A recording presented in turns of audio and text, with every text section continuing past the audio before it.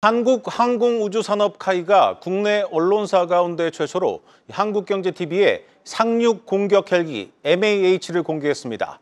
이 국산 군용 헬기로는 처음으로 공대공 미사일까지 탑재했는데 중동과 동남아에서 문의가 쏟아지고 있다고 합니다.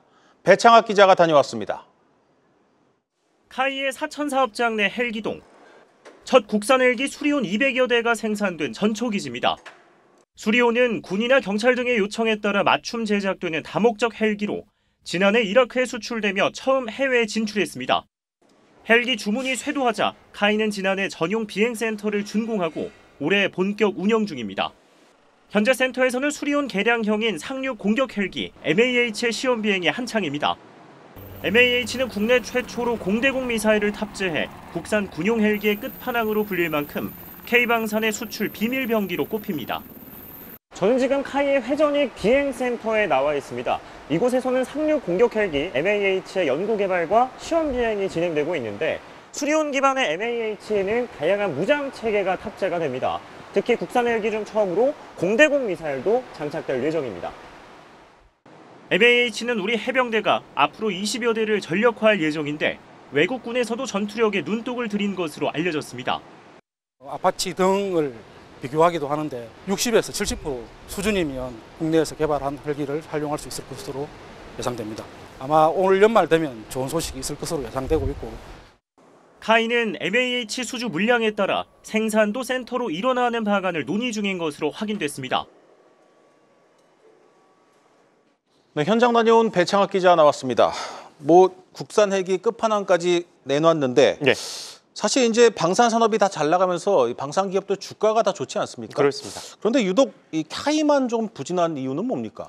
카이가 이제 지난해 국내 방산업계에서 시장의 전망치를 하회했던 몇 안 되는 기업이기 때문인데요. 네.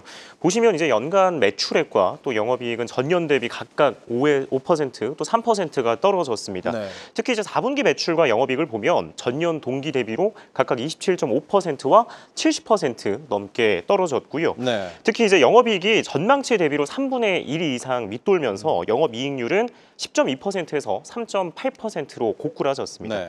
증권가에서도 이제 수주 지연의 영향으로 실적이 부진했던 만큼 투자 심리가 위축된 상태라고 설명을 했습니다. 실제로 한화증은요, 실적의 호전을 바탕으로 올해 들어서 이제 주가가 보시는 것처럼 배로 뛰었는데 카이 같은 경우는 올 들어서 오늘 이제 종가 기준이죠. 네. 이 한 9% 정도 오르는 데 그쳤습니다. 네, 일단 카이는 올해 자신이 있다 이렇게 밝혔는데 실제로 따져보니 가능한 겁니까? 이게 이제 계산기를 두드려 보면은 터무니없는 소리는 아니라는 것을 알 수 있었는데요. 카이는 올해 방산업계에서 유일하게 수주액과 또 매출 가이던스를 발표하며 실적에 자신감을 내비쳤습니다. 네. 올해 수주액이 이제 5조 원도 못 미쳤었는데 보시는 것처럼 이제 수주가 8.46조 원, 또 네. 매출이 4조 1천억 원 정도로 목표를 하고 있고요. 네. 이는 전년 대비로 해서 72.6%와 13.6% 늘어난 수치입니다. 이게 이제 또 눈여겨볼 부문 중에 하나가 방산업계에서 유일하게 이 가이던스를 발표했다는 것은 그만큼 실적에 자신감이 있다라는 걸로 이제 풀이가 되고요. 또 전 세계적인 이제 군비 경쟁의 심화와 또 KF-21의 국내 공급, FA-50의 해외 납품 등 여러 호재가 있다는 설명입니다. 카이의 수출을 기획하는 관계자 인터뷰 보고 오시죠. 한 3년간 30개 사업 정도에 대해서 약 360억 불 이상의 시장 기회가 있는 걸로 식별이 되고 있습니다.